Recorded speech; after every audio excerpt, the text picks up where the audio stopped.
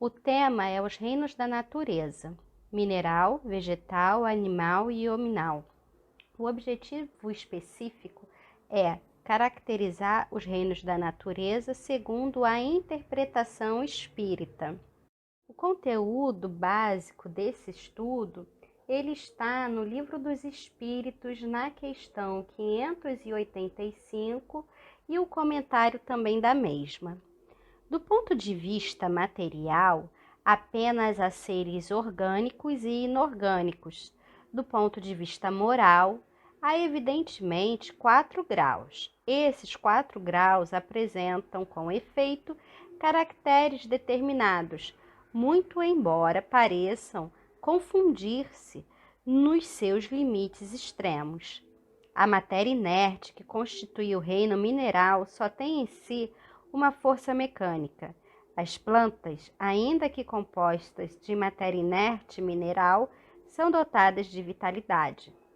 Os animais, também compostos de matéria inerte e igualmente dotados de vitalidade, possuem além disso uma espécie de inteligência instintiva, limitada, e a consciência de sua existência e de suas individualidades.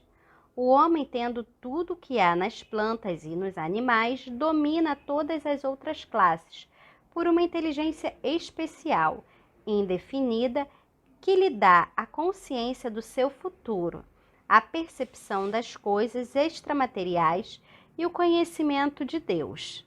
Obras que irão compor esse estudo serão a Gênese, o capítulo 10, o Livro dos Espíritos e o livro Evolução em Dois Mundos, que é psicografia de Chico Xavier e Valdo Vieira, pelo espírito André Luiz. No Livro dos Espíritos, capítulo 11, serão abordados os 3 reinos: os minerais e as plantas, os animais e o homem. E aí nós vamos dar início aos seres orgânicos, os vegetais. Ensina a doutrina espírita, na questão 586 do Livro dos Espíritos, que as plantas não têm consciência de que existem, uma vez que não pensam, só têm vida orgânica. E nas questões 587, 588 e 589, nós vamos ver quais são os ensinamentos que os espíritos trazem para nós a respeito das plantas. Na questão 587, nos dizem os espíritos que as plantas elas recebem impressões físicas que atuam sobre a matéria, mas não têm percepções, conseguintemente, não têm a sensação da dor. Já na 588, a força que as atrai umas às outras é apenas uma força mecânica da matéria, que atua sobre a matéria, sem que elas possam a isso opor-se. Na questão 589, Kardec ele nos diz que as plantas, como a sensitiva e a dionéia, por exemplo, executam movimentos que denotam grande sensibilidade e, em certos casos, uma espécie de vontade. Conforme se observa na segunda, cujos lóbulos apanham a mosca que sobre ela pousa para sugá-la, parecendo que urde uma armadilha com o fim de capturar e matar aquele inseto. Podem ser essas espécies consideradas uma transição entre a natureza vegetal e a animal, porque tudo em a natureza é transição, e por isso mesmo que uma coisa não se assemelha à outra, e no entanto todas se prendem umas às outras. Contudo, carecem de vontade própria, porque não pensam. Nem a ostra que se abre, nem os zoófitos pensam. Tem apenas um instinto cego e natural. Kardec, na questão 590, pergunta aos espíritos Não haverá nas plantas, como nos animais, um instinto de conservação que as induza a procurar o que lhes possa ser útil e a evitar o que lhes possa ser nocivo? A essa pergunta de Kardec respondem os espíritos superiores. Há, se quiserdes, uma espécie de instinto, dependendo isso da extensão que se dê ao significado desta palavra. É, porém, um instinto puramente mecânico, quando nas operações químicas observais que dois corpos se reúnem, é que um ao outro convém, quer dizer, é que há entre eles afinidade. Ora, a isto não dais o nome de instinto. Atualmente entendemos melhor as leis de afinidade e repulsão moleculares em decorrência dos avanços significados da química. Vamos agora estudar sobre os animais. Em relação aos animais, Kardec, na questão 597, pergunta aos espíritos superiores se os animais possuem algum princípio independente da matéria que lhes sobrevive ao corpo e se esse princípio seria semelhante à alma humana. Os espíritos, eles afirmam que é também uma alma, se quiserdes, dependendo isto do sentido que se der a esta palavra. É, porém, inferior à do homem. Há entre a alma dos animais e a do homem distância equivalente a que medeia entre a alma do homem e Deus. Os espíritos, eles falarão para nós sobre o que ocorre após a morte aos animais e como ocorre a progressão dos mesmos. Isso vai estar na questão 598 e 602 do Livro dos Espíritos. Após a morte, a alma dos animais conserva a sua individualidade, mas não a consciência do seu eu. A vida inteligente lhe permanece em estado latente. Já a progressão dos animais, por outro lado, não se dá como no homem, por ato de vontade própria, mas sim pela força das coisas, razão porque não estão sujeitos à expiação. No livro Evolução em Dois Mundos, psicografia de Valdo Vieira e Chico Xavier, no capítulo 13, Alma e Fluidos, o espírito André Luiz nos esclarece que, na moradia de continuidade para a qual se transfere, encontra, pois, o homem as mesmas leis de gravitação que controlam a Terra, com os dias e as noites marcando a conta do tempo, embora os rigores das estações estejam suprimidos pelos fatores de ambiente que asseguram a harmonia da natureza, estabelecendo clima quase constante e quase uniforme, como se os equinócios e os solstícios entrelaçassem as próprias forças, retificando automaticamente os excessos de influenciação com que se dividem. Plantas e animais domesticados pela inteligência humana durante milênios podem ser aí aclimatados e aprimorados por determinados períodos de existência, ao fim dos quais regressam aos seus núcleos de origem no solo terrestre, para que avancem na arrumagem evolutiva, compensados com valiosas aquisições de acrisolamento, pelas quais auxiliam a flora e a fauna habituais à Terra, com os benefícios das chamadas mutações espontâneas. As plantas, pela configuração celular mais simples, atendem no plano extrafísico à reprodução limitada, aí deixando descendentes que mais tarde volvem também à leira do homem comum, favorecendo, porém, de maneira espontânea, a solução de diferentes problemas que lhes dizem respeito, sem exigir maior sacrifício dos habitantes em sua conservação. Leremos um breve resumo da questão 593 sobre a relação entre instinto e inteligência nos animais. A maioria dos animais obra por instinto, mas muitos deles denotam acentuada vontade, revelando sua inteligência, embora limitada.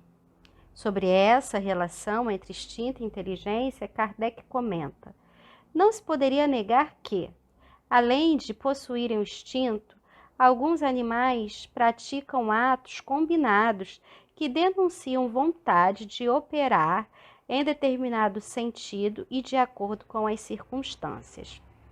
Há, pois, neles uma espécie de inteligência, mas cujo exercício quase se circunscreve à utilização dos meios de satisfazerem as suas necessidades físicas e de proverem à conservação própria. Nada, porém, criam, nem melhor alguma realizam, qualquer que seja a arte com que executem seus trabalhos. Fazem hoje o que faziam outrora, e o fazem nem melhor nem pior, segundo formas e proporções constantes e invariáveis. A cria, separada dos de sua espécie, não deixa, por isso, de construir o seu ninho de perfeita conformidade com os seus maiores, sem que tenha recebido nenhum ensino. O desenvolvimento intelectual de alguns que se mostram suscetíveis de certa educação, desenvolvimento, aliás, que não pode ultrapassar acanhados limites, é devido à ação do homem sobre uma natureza maleável, porquanto não há aí progresso que lhe seja próprio. Mesmo o progresso que realizam pela ação do homem é efêmero e puramente individual, visto que, entregue a si mesmo, não tarda que o animal volte a encerrar-se nos limites que lhe traçou a natureza. Em relação à linguagem dos animais, veremos a questão 594. Os animais, embora não tenham uma linguagem formada de palavras, possuem os meios de se comunicarem. Dizem uns aos outros muito mais coisas do que imaginais. Ensinam os espíritos superiores. Mas essa linguagem de que dispõem é restrita às necessidades, como restritas também são as ideias que podem ter. Efetivamente, comenta Kardec, os peixes que, como as andorinhas, emigram em cardumes, obedientes ao guia que os conduz, devem ter meios de se advertirem, de se entenderem e combinarem.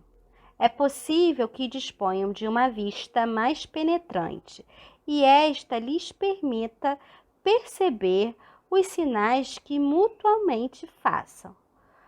Pode ser também que tenham na água um veículo próprio para a transmissão de certas vibrações. Como quer que seja, o que é incontestável é que lhes não falecem meios de se entenderem. Na questão 595, Kardec ele vai perguntar a questão do livre-arbítrio nos animais. Deflui desses ensinos que os animais têm inteligência, conquanto limitada, demonstram vontade própria e se comunicam entre si. Possuiriam, assim, livre-arbítrio para praticar os seus atos? Kardec fez essa indagação aos instrutores espirituais, obtendo desses a seguinte resposta: os animais não são simples máquinas como supondes. Contudo, a liberdade de ação de que desfrutam é limitada pelas suas necessidades e não se pode comparar à do homem, sendo muitíssimo inferiores a estes. não têm os mesmos deveres que ele. A liberdade possuem-na restrita aos atos da vida material. Já vimos os vegetais, os animais e agora nós vamos para a espécie humana.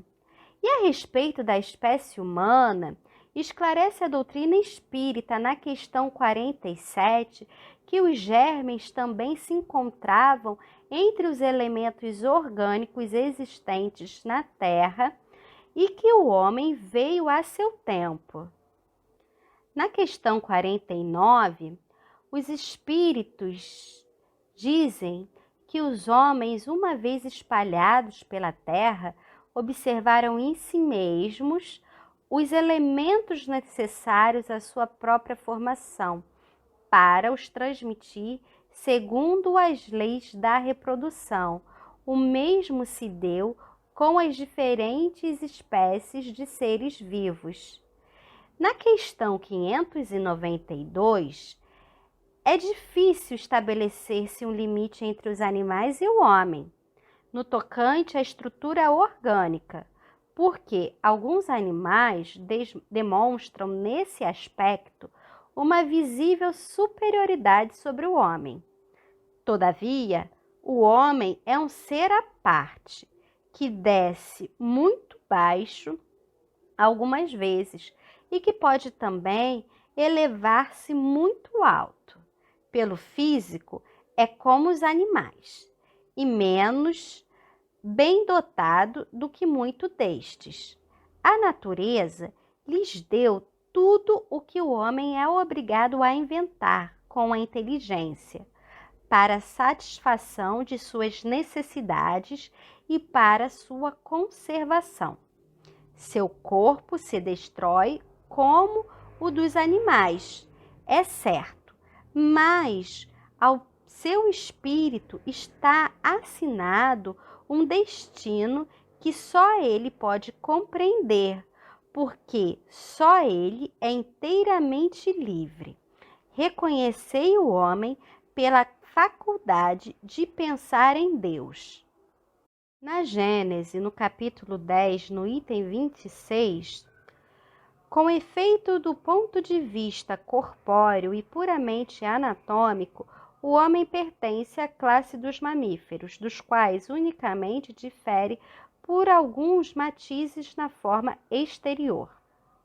Quanto ao mais, a mesma composição de todos os animais, os mesmos órgãos, as mesmas funções e os mesmos modos de nutrição, de respiração, de secreção, de reprodução. Ele nasce, vive e morre nas mesmas condições. E quando morre, seu corpo se decompõe com tudo o que vive. Não há em seu sangue, na sua carne, em seus ossos, um átomo diferente dos que se encontram no corpo dos animais.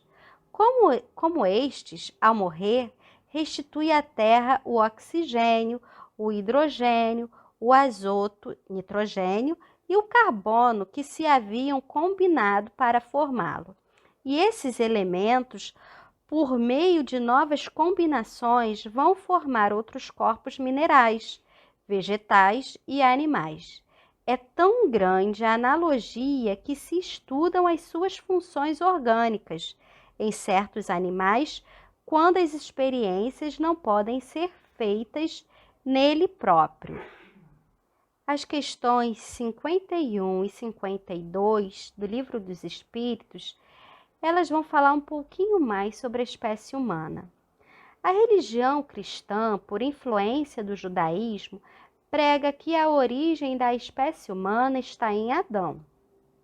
O Espiritismo nos ensina, porém, que o homem cuja tradição se conservou sob o nome de Adão foi dos que sobreviveram em certa região, alguns dos grandes cataclismos que resolveram em diversas épocas a superfície do globo e se constituiu tronco de uma das raças que atualmente povoam.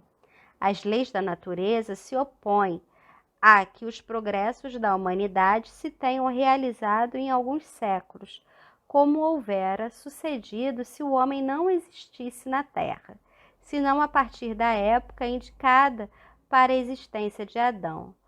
Muitos, com mais razão, consideraram Adão um mito ou uma alegoria que personifica as primeiras idades do mundo.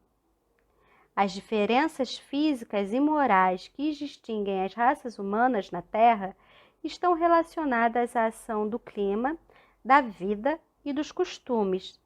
Dá-se aí o que se dá com dois filhos de uma mesma mãe, que, educados longe um do outro e de modos diferentes, em nada se assemelharão quanto ao moral. Já vimos os seres orgânicos, agora veremos os seres inorgânicos. Os seres inorgânicos são também conhecidos como seres inertes, sem vida, tais como os minerais, inclusive a água, as rochas e os cristais. Voltando à Gênese, no capítulo 10, agora no item 12, a lei que preside a formação dos minerais conduz naturalmente à formação dos corpos orgânicos. A análise química mostra que todas as substâncias vegetais e animais são compostas dos mesmos elementos que os corpos inorgânicos. Desses elementos são o oxigênio, o hidrogênio, o azoto e o carbono os que desempenham um papel principal. Os outros entram acessoriamente. Como no reino mineral, a diferença de proporções na combinação dos referidos elementos produz todas as variedades de substâncias orgânicas e suas diversas propriedades, tais como os músculos, os ossos, o sangue, a bilis, os nervos, a matéria cerebral, a gordura nos animais, a seiva, a madeira, as folhas, os frutos, as essências, os óleos, as resinas, nos vegetais. Assim, na formação dos animais e das plantas, nenhum corpo especial entra que igualmente não se encontre no reino mineral.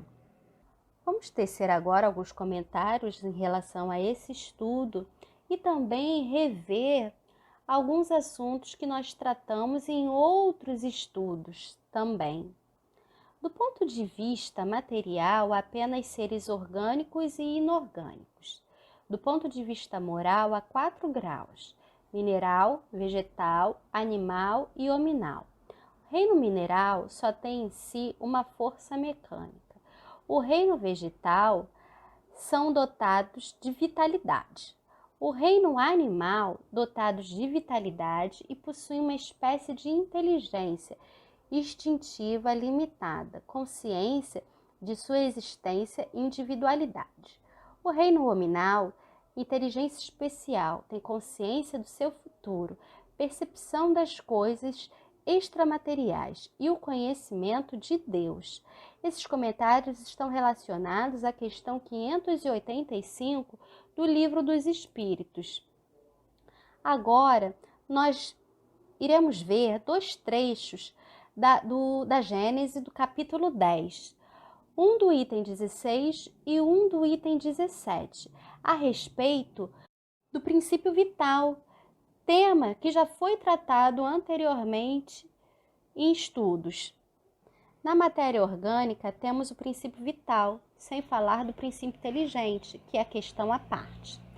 Pode-se, portanto, logicamente, admitir que, ao se formarem os seres orgânicos, assimilaram o princípio vital, por ser necessário a destinação deles, ou, se preferirem, que esse princípio se desenvolveu em cada indivíduo, por efeito mesmo da combinação dos elementos, tal como se desenvolvem, dadas certas circunstâncias, o calor, a luz e a eletricidade. O princípio vital é ativo no ser vivo, se acha extinto no ser morto. Já no Livro dos Espíritos, introdução ao capítulo 4, também tratará do tema princípio vital. A classificação dos seres existentes na natureza em orgânicos e inorgânicos está relacionada à presença ou não do fluido vital em seus organismos. Seres orgânicos são os que têm em si uma fonte de atividade íntima que lhes dá vida. Nascem, crescem, reproduzem-se por si mesmos e morrem. São providos de órgãos especiais para execução dos diferentes atos da vida, órgãos esses apropriados às necessidades que a conservação própria lhes impõe. Nessa classe estão compreendidos os homens, os animais e as plantas. Seres inorgânicos são todos os que carecem de vitalidade, de movimentos próprios e que se formam apenas pela agregação da matéria. Tais são os minerais, a água, o ar e etc. Vamos findar os comentários com as questões do Livro dos Espíritos 44 e 45. O aparecimento dos seres vivos orgânicos na Terra em determinada época, por sua vez, deveu-se ao fato de que o nosso planeta lhes continha os germes que aguardavam momento favorável para se desenvolverem. Os princípios orgânicos se congregaram desde que cessou a atuação da força que os mantinha afastados e formaram os germes de todos os seres vivos. Estes germes permaneceram em estado latente de inércia, como a crisálida e as sementes das plantas, até o momento propício ao surto de cada espécie. Os seres de cada uma destas se reuniram então e se multiplicaram. Esses elementos orgânicos, antes da formação da Terra, se achavam, por assim dizer, em estado de fluido no espaço, no meio dos espíritos ou em outros planetas à espera da criação da Terra, para começarem existência nova em novo globo. E sendo assim, Leon Denis nos diz: a alma dorme na pedra, sonha no vegetal, agita-se no animal e acorda no homem.